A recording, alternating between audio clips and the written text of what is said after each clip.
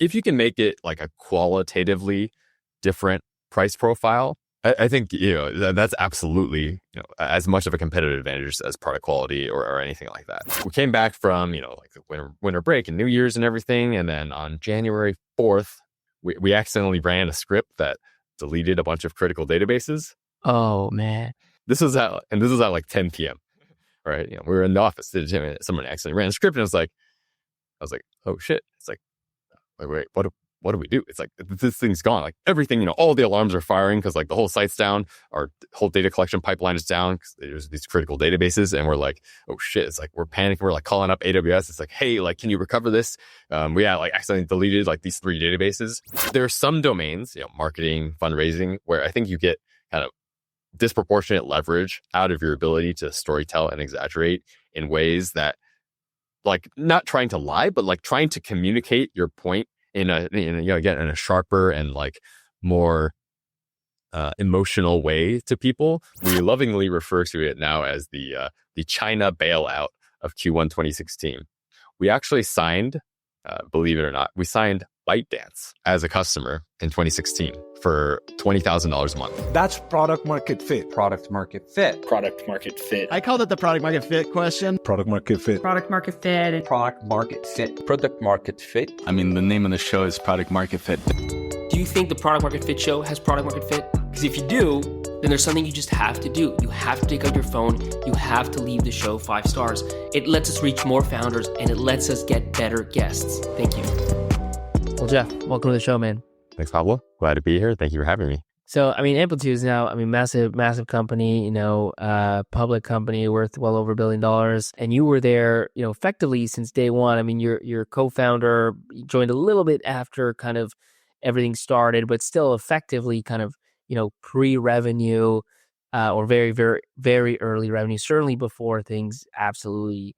That's right. Would love to kind of dive back to you in those days. Like maybe just tell us just a little bit of your background and how you like came to be part of this equation and with like in work with kind of the early co-founders of Amplitude. For sure. Yeah. So my background, I studied computer science at school, nothing too crazy. Having gone to Stanford, and being in the Bay Area, you can kind of see, the whole startup environment and, especially in the early 2010s, it was really hot. And that was like the thing that everyone was thinking about. One of the things I always, knew that I wanted to do was get involved in some way. But I was a little less bold than my 2 co-founders, Spencer and Curtis. And so I spent a few years working at, small-ish companies. I worked at Palantir for a year. What made startups so hot back then? Was this, I guess, like Facebook had just gone public? Like, were these some of the big things in people's minds? Yeah. So back in that time, I think, a lot of companies were starting around that area, and Facebook in particular was kind of a big deal. And so there was all this energy around entrepreneurship and startups, and that being the pull of, really great CS students at the time. And so, that was just kind of the buzzy thing. There were entrepreneurship kind of clubs and communities coming around, at the campus and just in the area. And, that's what people were talking about. But you went off a different track. Like, so you went off to Palantir and then I think Sumo Logic or something like that? Yeah. So at the time, Facebook was like the one, for people who, thought startups are cool, but didn't want to start one. And Palantir was like number 2 on that list. Palantir, for what it's worth, it was pretty small at the time, like 300 people. But they did a really, really good job of kind of building this culture of, the best engineers. That's how and one of my funny sayings is, I think the Palantir's greatest competitive advantage was the fact that they managed to convince really, really smart people to work on enterprise Java applications. And that was like their biggest like advantage. even now I hear Palantir and I'm like, Palantir, man. You know what I mean? Like there's something about it. Yeah. There was like the secrecy and then like, we're like, working on this. In practice, it was just like a normal software company. And so, I went there. It's like, I did some enterprise Java applications and, we ship software on CDs to the government. There was nothing glamorous about it, but the people were cool. And so how does that kind of transition happen? Yeah. And so I worked at Palantir, Sumo Logic, and what I realized, so I did one more, which was a actual, small startup, which is a 10-person company called Klinkle, They're a little bit infamous if you Google some of the news articles from back in the day, but I won't go into that one. But what I realized was, and that was less than 10 people. So what I realized was as I got into smaller and smaller companies, the more kind of excited and invested and just motivated I felt about the work I was doing. And in particular, I got to work on some pretty interesting kind of like big, large scale data processing problems, which were kind of, in domain of interest. And so, eventually, I was working at these companies. And I was kind of thinking about it. I was like, oh, okay, I'm learning stuff and I'm growing and it's pretty interesting, but there's something a little bit missing, right? I wanted to kind of throw myself at something that I really believed in with people that I really wanted to work with. And I was kind of passively looking for that. And so kind of a year and a half into working at Sumo Logic, my co-founders, Spencer and Curtis, they reached out to me. They had, to go back to their story a little bit, they had gone through YC. They were actually doing a text by voice company called Sonalite. And so they were trying to kind of do Siri before Siri was really a thing. And they were doing it for Android. And, I'll go into that story a little bit more, but, they eventually pivoted away from that to do analytics. And, that kind of matched with my interests, with data processing and all that. And we happened to meet through some mutual friends. And they were like, hey, we're looking for more good engineers to come and build this, solve this hard technical problem and build some really cool software. And so, we hit it off after a couple of meetings. And then I eventually took the leap. And had they already kind of shifted to the Amplitude play, or were they still on the previous product? Yeah. So they had already shifted. So yeah, to give a little bit more context on the story, they had gone through YC. They did demo day with their old product, text by voice. What year is this that they went to YC? Winter 2012. And, their demo day was actually incredible. I think they had, the most hype of their batch. And all these people were like, hey, this is like the future of, text my voice and how we're going to control. Because it was like perfectly, it's funny, demo day. Like demo day is very, it's kind of like the medium is the message sort of thing. Like it's one specific thing. It's 30 minutes on stage, boom. Like if you've got some, back office thing, it could be a great business, but it's so boring. But if you got like the Siri, like that's just hype. We did demo day of Power Stars with Gym Track, and it was about like tracking your workouts. We had this video, people working out, like all these analytics, like that got written about because it was cool. Business completely flopped, but it was a great demo. Yeah, it's certainly an interesting dynamic, and I think there's still a YouTube video of their presentation. And though Spencer like walked up onto stage, and he was just like talking, and then his phone was in his pocket and just picking up what he was saying, and it was texting people. And it's like, yeah, to your point, it's just kind of this perfect demo environment for that type of product. And so they actually, they did demo day. It was super popular. They finished YC, and then they raised their seed round, a couple $1 million off of that.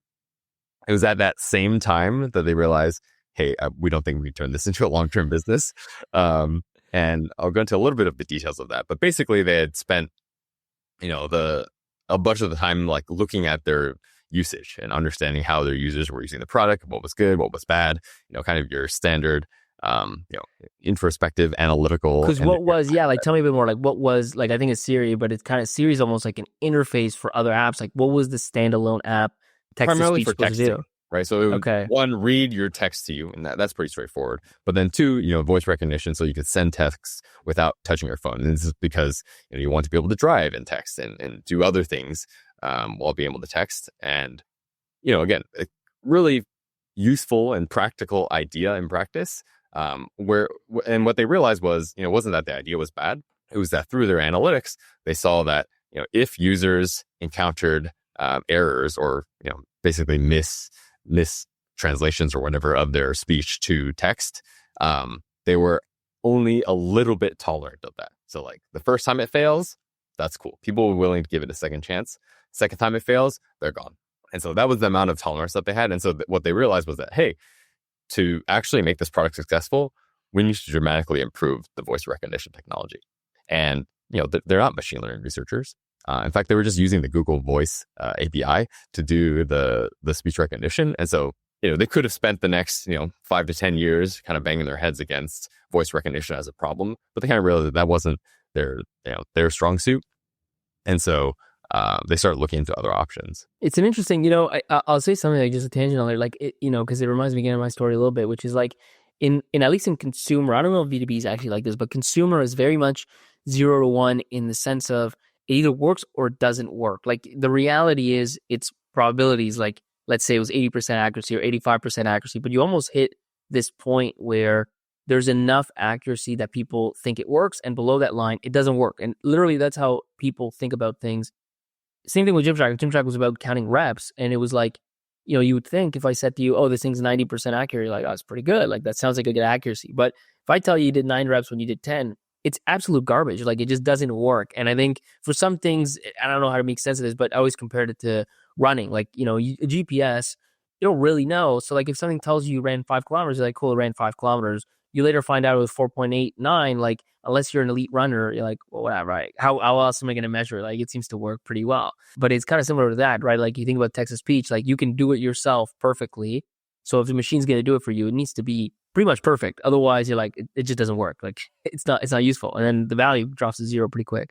Yeah. I think that model of thinking is right for a lot of domains where there's kind of these natural attraction points, if you will, of like constant usage or zero usage. And then, like, depending on the accuracy, you're either, enough to get to that attraction point of 100% usage where people are like just depending on this all the time, or you're not high enough and then you just immediately get dragged to zero. That's right. I think there are actually some interesting analogies between that and, the current trend of AI and LLMs, but, that's a separate topic.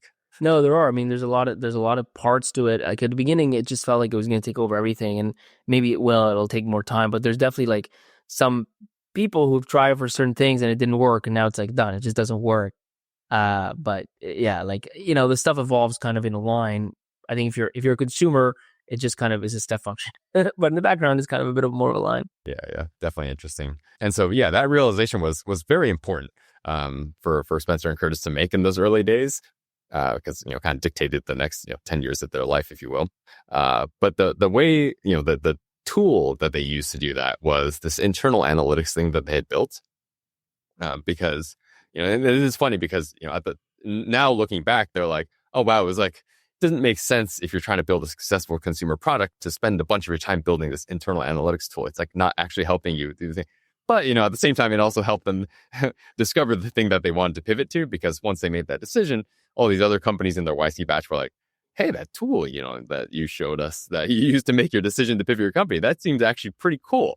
We could use that for our own products and discover all these interesting insights about how our users behave and like what matters to them and what doesn't. And so, the combination of those two things happening at the same time made them think, hey, maybe we should just pivot to this analytics thing that we built. Because they had tried a bunch of the other tools out there and, they were fine, but like they didn't actually answer the key question that they wanted to answer, which was, hey, how does this, particular behavior, seeing errors in your speech recognition, how does that impact, people's retention and how much they use it long term? It's a little bit more sophisticated of a question than what analytics products did at the time, which is mostly like, hey, like how many people came to my site, how many people click on this button, what countries are they from, what browsers are they using, all useful stuff, but a little bit of a different type of question. And so, that kind of type of thinking, led them down the path of Amplitude. It's interesting. I mean, it reminds me very much of like the Shopify story, which is kind of a classic, like Toby building a website to sell snowboards. And he sold some snowboards, but people were like, man, that's a pretty sweet website. Like, what did you use? And then he's like, okay, then Shopify. So it's funny how things like come to be. When did you join? Like, this is winter 2013. This is happening. When do you come into the picture? That's right. So I think they officially pivoted in the summer of 2012, if I remember correctly. So they had done winter 12, so earlier that year. And then they pivoted right after. So I came in at the beginning of 2014. So actually a decent amount of time later. And, they like to joke, Spencer and Curtis like to joke that, they were kind of like messing around during that time and couldn't figure out what was going on. But, I'll give them a lot of credit. They made a lot of progress. They sold their first customer at late 2013. Which was a gaming startup that they were close to, and so they had real revenue in the books. I want to say when I joined there was between 10 and 20K of ARR, and so not zero, not a lot, but not zero. And so they made a lot of progress during that time, and a lot of it is like, hey, talk to customers, like understand what the pain actually is, and like They always try to discredit that time, but like I put a lot of weight into it. Where it's like, well, I'm curious, what did you see? Because of the negative view, let's say, would be okay. Well, so you made the discovery, let's call it Q2 or so of 2012.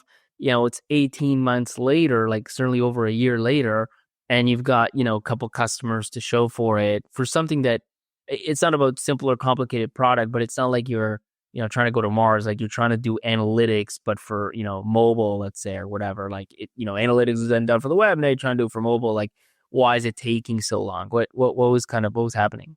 Yeah.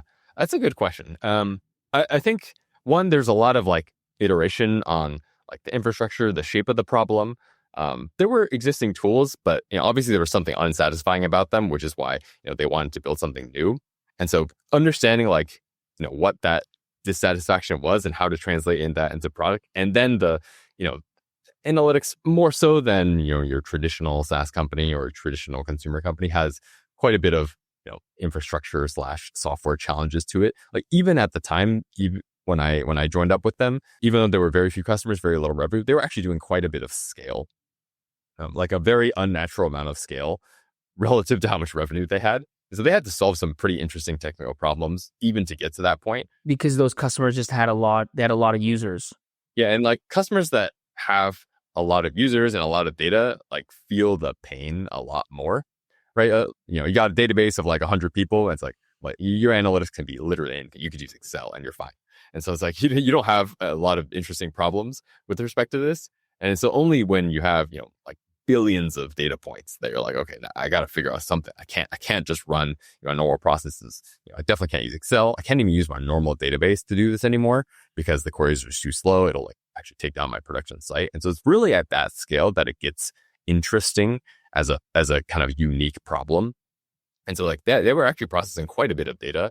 And I had worked at a few analytics companies, seen some large scale data processing, and actually they hadn't, right? They'd worked at Spencer had done trading, Curtis was doing like Google photo stuff. And so they weren't really, kind of familiar with how to solve problems in that way. And so they kind of had to learn that on the fly, which is incredible to begin with. But they were able to handle some really interesting scale by the time I got there. And so that was kind of what I saw. I was like, okay, these people, they seem smart. There's these companies sending them a lot of data to process. So that was kind of intrinsically exciting from a problem perspective. It's like, oh, I kind of want to go work on this. And the second thing I saw, which this may be like an unsatisfying answer to a lot of people, but it's like the real answer, which is, I saw Curtis and Spencer as people, and I spent time with them, and I was like, hey, like these people, one, they're incredibly smart, they're incredibly high integrity, they care a lot about this problem that they're working on, and the fact that they want to kind of throw themselves at this problem the same way that I was looking for a problem to throw myself at. And so like that just kind of, matching of personalities and where we were in our stages of life and what we cared about. Yeah, it took me almost no time to become good friends with them, and then, be willing to kind of just go hard for an indefinite period of time at something that had a small chance of success. How many people, like when you joined, it was just them two? Yeah. They had brought on 2 other people very recently at that point, but it was like really both of those people had been there for just like a couple months at that point, and so it was very early still. How many people at Amplitude today? Today we have like 750 or so. It's funny that you say we're like really big and stuff. I still like to think of ourselves as like small and early. One, because that's just the vibe I like, and two, it's like there's so much more to do. And so, I definitely don't want to get complacent or anything. It's like, okay, yeah. There's always someone bigger. I like, like the image that sticks with me there is like, there's an interview of like things like Mark Cuban, and he was like, man, like Warren Buffett is so rich. And I'm like, really? Like you still, you know what I mean? Like you're still looking at people like that. So I don't know. Yeah. You can always look up, but you guys are big, man. You guys are big. Yeah. Get bigger. Sure. But the other question I had is like, when you joined, I mean, they raised that seed round a bit ago. Like what was the funding kind of situation at that point? Yeah. So it was just, they were running off that seed round. It was like, kind of a standard $2 million seed round back in the day. And so that was enough to last them. They were taking, low salaries and traditional, kind of founder. They still had like a year of runway or so when you came in? Yeah. Running, definitely. okay. I think probably more than a year of runway when I got there. Probably still 2 is my guess.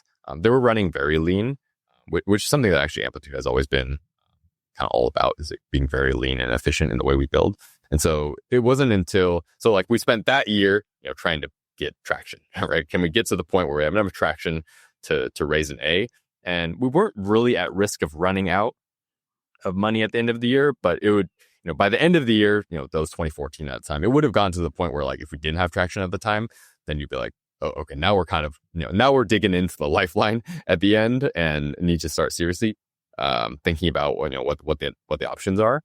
But fortunately, we were able to drive a bunch of traction that year, and so then we could raise that Series A at the end. And like, so that year, give me a bit more of the context. Like, where was Mixpanel at? Who else was there? And like, maybe more like related is when you're selling into these companies, are they analyzing different solutions and picking Amplitude versus, or is it just like complete blue ocean? There's just nobody there servicing that particular use case. Yeah. That's a good question. So there were a good number of competitors at the time, kind of at different stages and of different forms. And so you had Mixpanel, which had been around for a few years, which was the most direct competitor.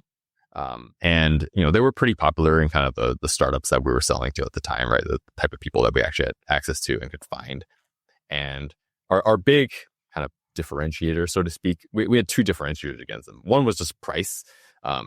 They were very expensive at the time, and it's you always feel a little bit weird about like fighting on price, but in the world of analytics, it's actually a really interesting dimension because talk to the vast majority of people, almost a huge percentage of them, the most worrisome thing about analytics for them is price. Right? Because of this, they have a lot of data. That's just the norm these days. They have a lot of data and they want to do interesting stuff with it. And price always gets in the way. And so it's almost a very fundamental part of analytics as a market, and not really just this dimension that lets you, get away with stuff and throw away things for free. It's actually fundamental. And price relates to, infrastructure and how efficiently you're building your infrastructure and how you can process data. And so it's like, did you have like, that's what I was going to ask. Did you have like, you were just charging less, or you had like an actual cost advantage, or believed you had a cost advantage because of how you... We definitely believe we had a cost advantage. So I remember we did some analysis of, kind of Mixpanel's list prices at the time versus our internal costs. And the difference was a factor of 100.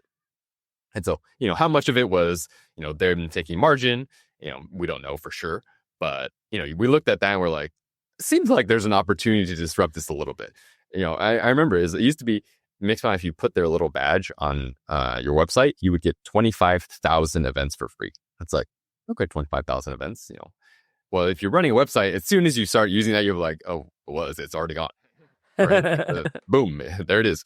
And so when we came to market, and this is somewhat related to pricing, but actually related to another point around marketing, the biggest marketing success that we had for like the first 5 or 6 years of Amplitude was we offered 10 million events for free to everyone. And so you can kind of imagine, well, that actually disrupts it quite a bit, where there were lots of customers of Mixpanel paying quite a bit of money for a lot less than 10 million events. And so that would immediately make them come look at it. Walk me through that story, because like I understand price and I understand the idea of they're doing 25,000. Let's beat them at their own game. 100,000, even 1 million, but 10 million sounds very strategic. Like, how do you get there? Yeah. Again, we kind of looked at our cost profile, and we use that to kind of say, how far can we push the boundary on this that still makes sense for us? Right? We're not trying to just throw away money. We're trying to make a decision that actually is sound from a business perspective. So 10 million events, fully utilized at the time, that would have cost us, there's 10 million events a month, to be clear. That would have cost us $20 a month for a fully utilized account. One, you have the fact that most. So they were being cheap. I mean, they're giving away cents. Like, here's 2 cents if you sign up for it depends on how you're building your infrastructure. And I think there's something to appreciate about that. And so, Chris and Spencer had done a good job of that. I came in and I kind of used a bunch of my background working on these, at Palantir and Sumo Logic were very, very high scale. Even though they were startups, but the nature of their businesses and being in analytics and data, they were dealing much, much higher scales. And so they learned a lot of the techniques for being efficient. And I was able to learn that from my time there. And that's why I really appreciate spending time at those companies. And so I was able to apply a bunch of those things at Amplitude and make sure that, one, we could have this nice cost profile. And then two, that if we suddenly started getting, 10, 100 times as much data, that we would actually be able to support that. And so the combination of those things made us very confident going into this 10 million events for free. And so, you got $20 a month. Most people aren't going to use those 10 million events because 10 million is actually quite a bit now. You got some random personal website, you're not going to hit that probably ever in most cases.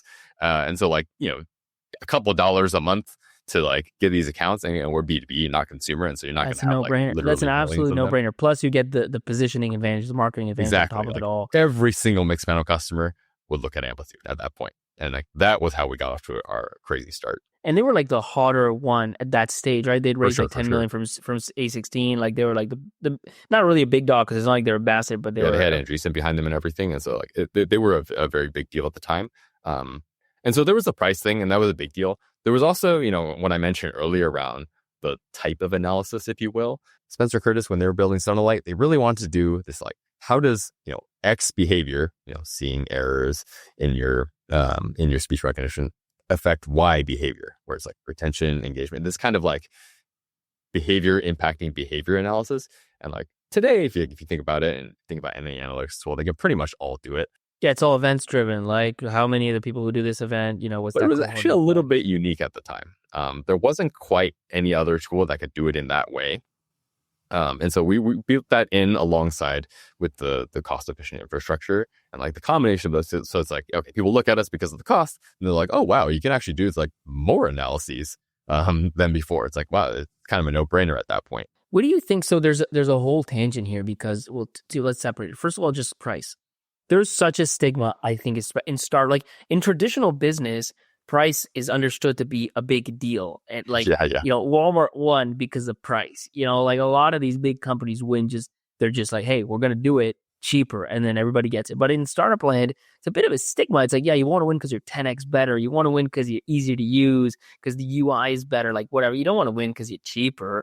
But the reality is, like, that's a good strategy. I mean, like, and you see the big guys, like, you can think you could dumb down the Teams versus Slack thing to just, Teams is basically baked in. It's like quote unquote free, and like they kind of win because of that.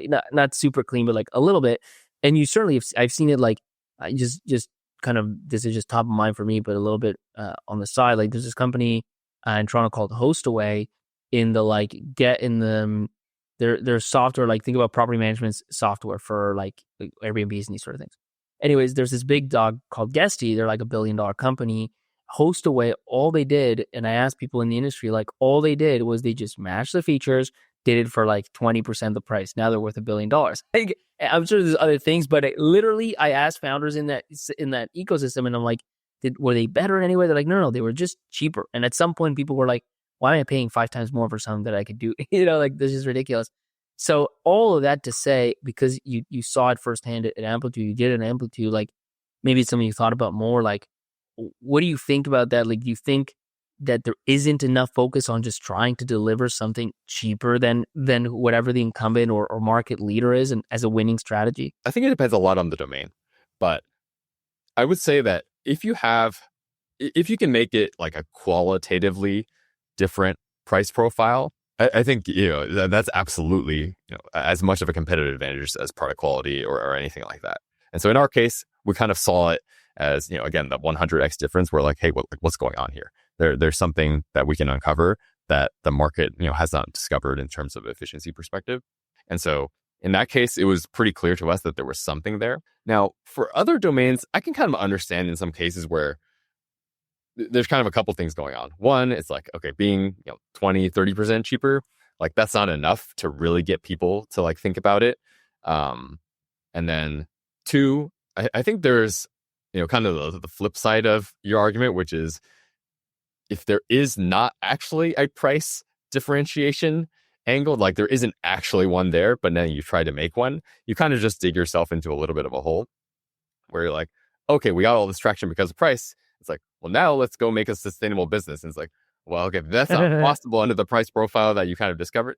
It could still work, right? I mean, it's sure there's examples, maybe you look at stuff like Uber where it's like, okay, they didn't really have that much of an interesting price advantage, but they kind of threw a ton of easy money at it, established market dominance, then you have network effects. And so like it could still work, but I think in a lot of other businesses, trying to do that might actually turn into more problematic than you expect.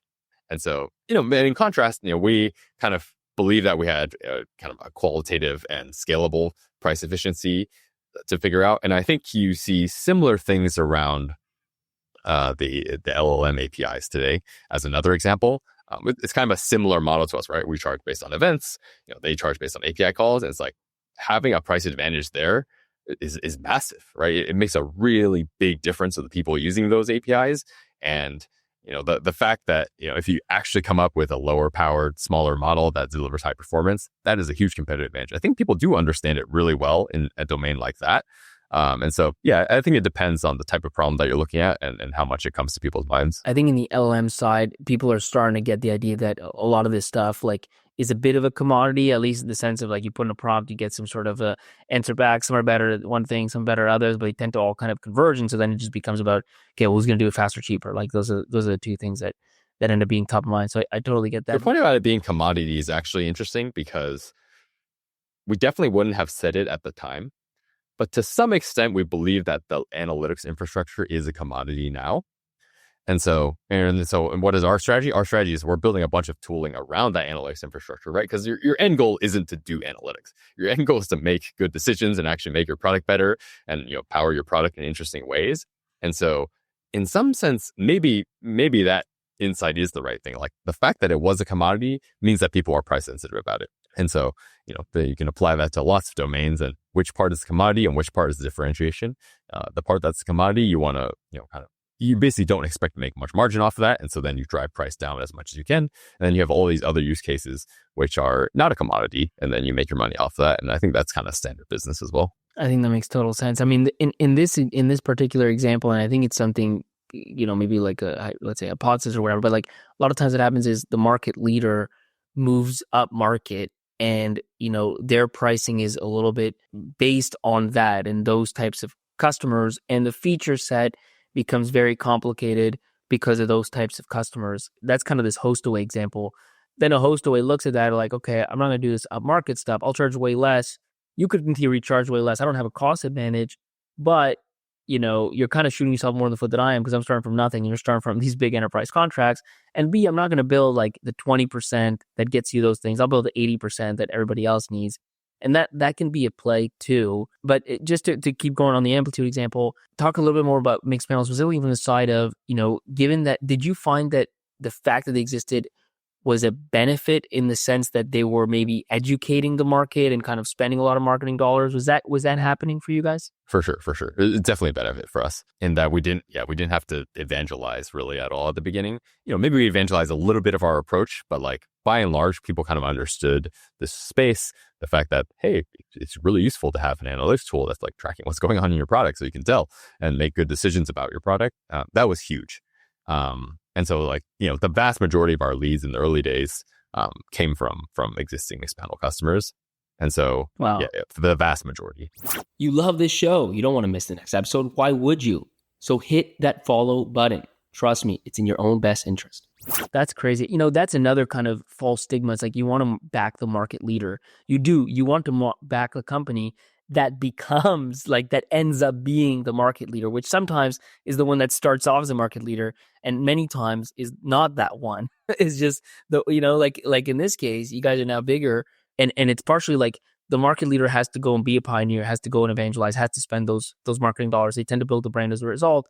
But a lot of B2B customers especially don't buy without some sort of bit of a bake-off at least. I'm going to do analytics, especially analytics. I'm not going to want to switch analytics every 3 months. Exactly. So let's see what else is out there.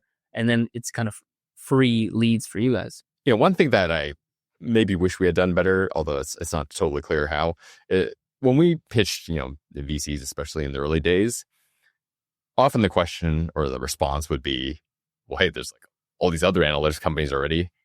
Hey, have you heard Mixpanel? Why should we fund you? Or yeah, right. you ever see Mixpanel? It's oh yeah, we're familiar with them. And we actually didn't have a great answer to that. We had some intuition about the types of problems that we're trying to solve, but it was a little bit too nuanced. It was okay, to a sophisticated analytics oriented customer, they could understand it, but for most people, they actually couldn't understand the nuance. And so that made actually fundraising early a challenge. Even though we were, getting revenue and show traction, it was people couldn't understand why.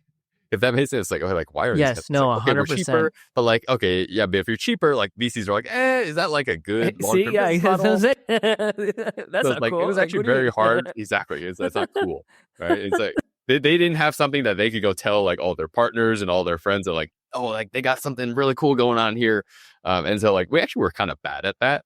I would say it wasn't until our Series C maybe that we actually got a pitch that kind of resonated, and it ended up being like a very technical pitch where we talked about like complex distributed joins, and I would draw like architecture diagrams for these VCs to try to convince them of what's going on. And like we got it to the point where it was like crisp enough that like people could like kind of get behind it. I mean, and at some point your numbers are doing a big part of the of the talking. Honestly, even up to Series C, like the numbers were not enough. Like they really wonder, it's like what's going on here? Like how can I qualitatively say that, you know, I'm excited to invest in this thing?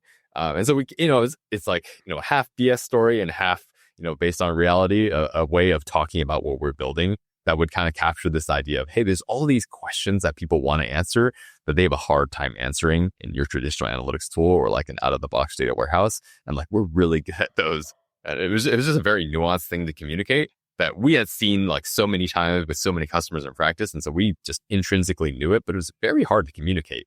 And I think that actually kind of hurt our, you know, our kind of our marketing ability, our marketability, or whichever one. It's like we couldn't figure out how to talk about it in the right way.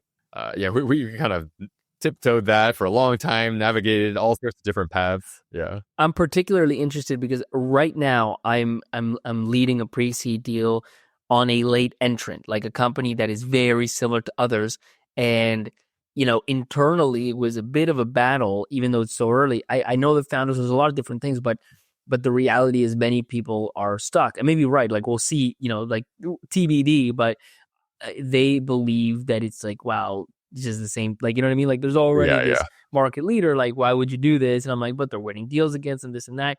So my question to you is like, now, and having, you know, obviously been in Amplitude for so long and like understand, and you zoned out and you have, you know, hindsight 2020, like if you could go back to, let's say, a Series A pitch where you've got numbers, you've got traction, you've got proof points, but as you said, your story wasn't like sharp, like the differences were too nuanced. Is there something you think you could have said? Is there some story you think you could have told at that time to make it more obvious? This might come off as a little bit strange or taboo, but it's like, I think you should try to almost like make up a story that, you know, is rooted in reality to some extent, but exaggerates in some interesting ways to kind of communicate your point.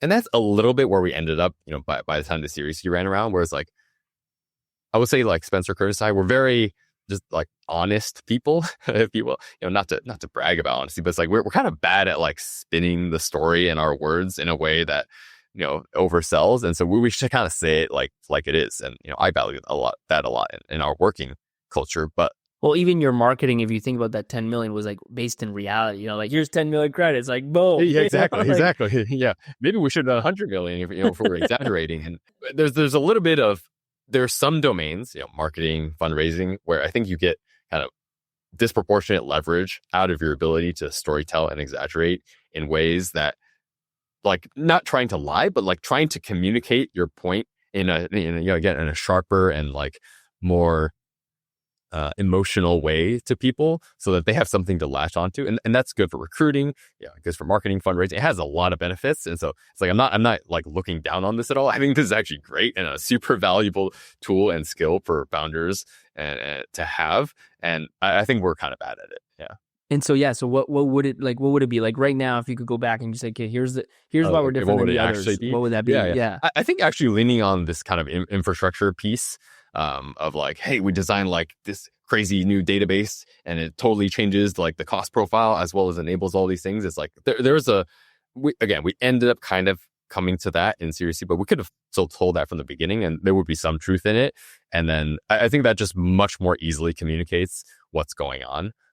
Everybody wants that like secret sauce, exactly. Like secret part sauce, of the exactly, story. Yeah. 100%. When people used to ask me like, "What's your secret sauce?" They're like, "Oh, we don't really have a secret sauce." Like, that's a bad answer. Like, don't say that. Don't tell anybody that. Just say you have a secret sauce. It's like, yeah, we're the smartest engineers. We got all this experience building distributed systems. You know, we came up with all these crazy algorithms to solve the problem. It's like, just say all of that, and it's like, there's actually, you know, some truth to all of it. But like, you know, my personality was such that like at the time I couldn't just say those things and like take myself But it's seriously. funny, you know, you know, like on the one hand, this is the world. And so if you want to fundraise, and obviously many companies need to or can benefit from fundraising, there's obviously a benefit to storytelling. Obviously the other side of this is like the VCs, the people in my shoes. It's like, you look at big companies, like we talk about Walmart, like what's Walmart's secret sauce? Like, I charge less. Like literally, like that was the stuff, discount retailing. It's like, people charge too much, I'm going to charge less and I'm going to put it in cheap places and more people are going to come. And then you have $100 billion plus company, right? Like Costco, like what's your secret sauce? Like I buy less stuff and more of it. And that's it. Like Home Depot, like I just, like there's not, it's weird, right? But massive businesses get built on the back of little subtleties fundamentally. And obviously just incredible entrepreneurs. Like I think that, that's what I always go back to. But then, in cases like this too, like you have to look at the reality of it, like, okay, there's no clean VC story, but customers are choosing them above the other ones. Maybe that is the bigger, thread to pull on. It's just, yeah, it is a lot of, I kind of understand. It's like a lot of work. Like if you evaluate a lot of deals, it's like going and talk to like a bunch of customers. It's just a lot of work. And so by the time we got further along, then you're doing, fewer deals at the Series B and C stages. And so then they spend a bunch of time with customers. And okay, so the combination of the revenue, the customer stories, the pitch, it all comes together a little bit more easily. Even having gone through, the experience that we went through, if I were to evaluate, myself as a prospective investor, I'm not sure I'd actually do a great job of it. And so, I don't want to say that, this insight that this is possible and necessarily makes it easy to evaluate. And a lot of it does come down to obviously stuff like luck, but also, just the founders and their, like as an example, one of the things that I believe that allowed us to succeed, we just worked really freaking hard. It's hard to communicate that. It's like, oh, like what's your secret? Oh, we just work really hard. It's like, do I believe how hard? that? Like walking, like especially those early days when it was 5 of you, 10, 20 of you, like yeah. How many days a week you work on? How many hours? A bunch of us lived like just across the street from the office, and so we were just in there every day, from like Saturday, Sunday. Yeah, Saturday, Sunday, 10 a.m. to 10 p.m. Like that was our life. And there was, we were pretty transparent about that with, people that we were recruiting and things like that. And sometimes, maybe unnecessarily transparent where they'd be like, oh, it's like, yeah, I don't want to do that. And we lost some good candidates because of that. But at the same time, it's like, if that's how we actually are, like, you don't want to bring people on who you might as well be upfront. And like exactly. till when? Like you were doing this in 2014, like up to when do you think for you were sure. like that? 15 for the most part. Again, once you got to like 20 people, it's not like everybody's doing that exactly, but for a core set of But the people, founders set the bar. Like if the core founders are doing it, then everybody measures themselves to that. Maybe they don't do that, but like, that sets the bar on what does being all in really mean. Exactly. Yeah. I think I want to say like through 2016. Wow. We were like in there all the time. And yeah, it was like, I don't even want to paint it as like, oh, we were just on this like insane grind, and just like burning ourselves up. It's like, I actually had a lot of fun. Like it was really fun in those years for a couple of reasons. One, it's like just the people, my co-founder Spencer Curtis, but also all the people we hired were, just very kind of high energy, invested in like making this thing happen, believed that like we were an awesome team that could work together and accomplish these things. And part of me, I reminisce a little bit about the pre-COVID days where like everybody was in the office and like you could actually feel that energy like every hour. It's like, yeah, we are making progress on a really interesting and hard problem, from a building perspective, from a selling perspective, from a company culture defining perspective. Like we all kind of believed in this in a way that I think it's very hard to replicate those types of environments. And, that's the thing that sustains you, right? Like you burn out not because you're just spending too many hours on something. You burn out because like you don't have that sort of energy sustaining environment that allows you to kind of go beyond what you might expect yourself to be able to do. And in your case, you guys were winning in the sense of like you were seeing the results, the fruits of your labor, Yes, so to speak. winning is an important part of it. Yeah. I won't deny that. It's much harder to stay motivated if things aren't working. That said, it's like, there were ups and downs, like lots of ups and downs. We had some brutal quarters. We had some brutal outages. What are some, like when you think about your downs, your punches in the face, like what are some of the ones you really remember? Q1 2016 is the one that is an unforgettable one. But we came off an incredible 2015. So like that was good. Where were you at now? Yeah, walk me through those because you did what, like $1 million in 2014? What was kind of your $1 million ARR in 2014. At the end of 2015, we were at like 4.5 or so. Wow. Huge. So a really, really good 2015. And so we were coming off of, this great high. We came back from, like the winter break and New Year's and everything. And then on January 4th, we accidentally ran a script that deleted a bunch of critical databases. Oh man. This was at like 10 p.m. Right? We were in the office. Someone accidentally ran a script, and I was like, oh shit. It's like wait, what do we do? It's like this thing's gone. Like everything, all the alarms are firing because like the whole site's down. Our whole data collection pipeline is down because there's these critical databases, and we're like, oh shit. It's like we're panicking. We're like calling up AWS. It's like, hey, like can you recover this? We had like accidentally deleted like these 3 databases, and they're like, well, like it's not like a normal thing. We can't actually recover the databases, but we can like give you like all these S3 files that are like dumps of like the underlying data structures that were like behind the database. And we're like, okay, like whatever, we'll take it. We'll work with it. So that was the longest I've gone without sleeping ever in my life, which it's 3 days. It's not insane. Wow. But like, But still, it's a serious amount. Yeah, we basically just worked nonstop to bring it back. And we eventually did, but it was brutal, right? We had 3 days where like most of the product wasn't working. And then another week after where we basically had to like catch up on, at some point we got the data collection back up, but we couldn't process it. And so we were like just accumulating this huge mass of data, like multiple days of data of the backlog. And it took us like another week after to like actually catch up. So it was like 10 plus days until Amplitude was like working properly again. Absolutely brutal. There were points during that where I was like, oh shit, like this company might be gone. This is such a customer trust eroding incident. And if we're not able to recover the data, then it's like, then it's done. Then it's absolutely done. Pretty hopeless at that point. Did you have like any churn or I mean, 10 days is probably not enough. I'm assuming most waited. What ended up happening is, one, we were incredibly transparent to our customers because a lot of them were small at the time. So like they were taking a bet on us. And so we were like, hey, like we totally, messed up. This is really bad. It can't happen again. We'll refund you, some percentage of your contract and all of that. We actually end up with no churn, which was incredible on the part of our customer success team at the time. In particular, the relationships that they'd built, the communication that they came up with to, really, we sent a very, very heartfelt apology to our customers. And I think they responded well to that. And so, much appreciation to anyone who was an Amplitude customer at the time. Those were some tough times for us, and it must have been a pain in the ass for them. They're like, "Hey, why is this product not working at all? I just bought it." We were trying to raise our Series B at the time as well, and like, oh my god, like not talk about the incident, but it surfaced from a few customers that the VCs talked to, and so we kind of worked around it. At the same time, don't you guys have the most advanced like data structure ever? Both of those things at the same time, right? It's like, oh yeah, this massive outage. It's like, hey, we're like the best engineers. That quarter was also brutal from a sales perspective. We were not doing well. I don't remember what the reason was exactly. It was a slow quarter. It happens every once in a while.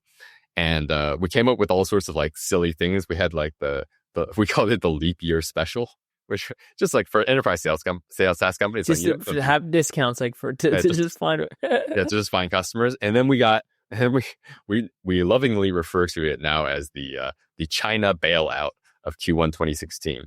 We actually signed, believe it or not, we signed ByteDance. Wow. As a customer in 2016 for $20,000 a month. And they were sending, not Douyin, not the TikTok equivalent, because that was too big. But like they had a couple of other apps that were quite large in China, and they became one of our largest customers at the time. Now, in true Chinese customer fashion, they eventually churn and build their own analytics thing. But like, classic. That saved the quarter at in the last week. These random, it was actually ByteDance and another Chinese company. They came in and they gave us like probably like $350K of ARR between them and saved the quarter, after the outage, after like the fundraising troubles. And like, that was quite the quarter, and nothing will be the same as that, thankfully. That's awesome. And then you finished that year actually quite strong, right? Like, The year ended up being great. We ended up over 13 million in ARR. And so that's huge. Yeah, it all worked out. Like that quarter was rough, but then we picked it up from there. At the time it was, again, like there was a lot of inbound from, still even then from like Mixpanel, people who were, on big Mixpanel contracts and looking to kind of the next thing. And we over those first couple of years, honestly, a lot of it was just like, X customer would be like, hey, we like you more than Mixpanel, but there's, ABC features that we need, and then we'll sign. It's like, okay, great, we'll build those. Like that was the response every single time. like, we'll just build those features, whatever they are. And that was our roadmap for like the first 3 years of the product.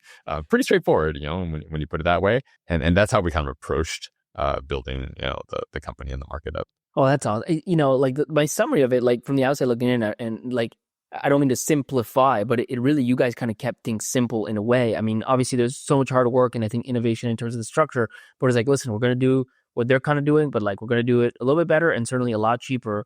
And then we're just going to do what customers want and like really stay, that whole story around Q1 2016, like you said, I think there's, the craziness of it, but I think that what shines out to me is the relationships, the customer service that you must have had underlying everything to like not have any churn, because you can't just turn that on when the problem happens. You have to you most definitely before.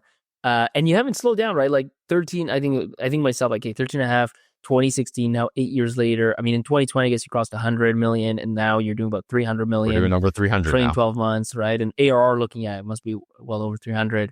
So, wow, it's a pretty crazy journey, man. Yeah, I cannot deny it has been crazy. So let's stop it there. Let me ask the two kind of questions we always end on. The first one is for you, when did you feel like you guys hit product market fit? Yeah, good question. I would say in 2014, if I were to think back, there were 2 deals that year that really stand out to me as like, one, they were surprising to us, which usually is a sign of something going on. And they were really important for that year. One was actually Nokia. And so, Nokia, they used to make like cell phones and whatnot. But now they primarily, or at the time, they primarily were making a mapping app called Here. It was kind of like a GPS navigation type app. And for whatever reason, that team was kind of very much at the forefront of like modern startup technology. And so they bought a lot of tools like us. But that was the first deal that we would consider like enterprise in the traditional sense. It wasn't that big of a deal. I think they were paying like $3,000 a month.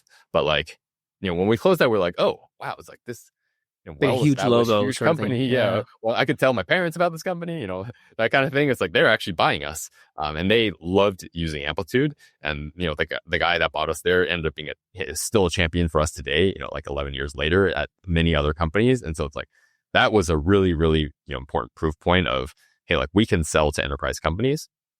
It's funny. I just think, comes to mind is like, this is long enough. It wasn't 10 years ago, but it's long enough ago that Nokia was probably a bigger name than ByteDance to like, vast majority of people. Nobody knew we didn't know what ByteDance was. It was like, this random Chinese company is coming. They have like a lot of volume. That's kind of interesting.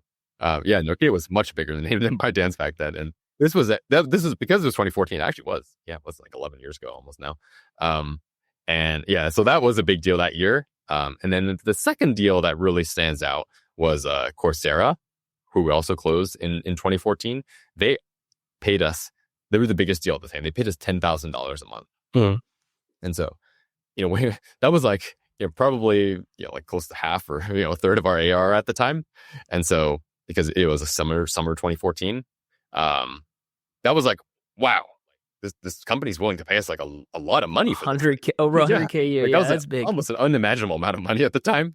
And it was like, okay, that tells us something really interesting. Like what we're building is actually valuable. Like people value this thing a lot. Like they actually need this to do their jobs and be successful. And like what we built actually solves that problem for them. And that was like, I think the combination of those two was like, there is something real here for sure. And so we were fortunate that it didn't take too long to get to that point. Right.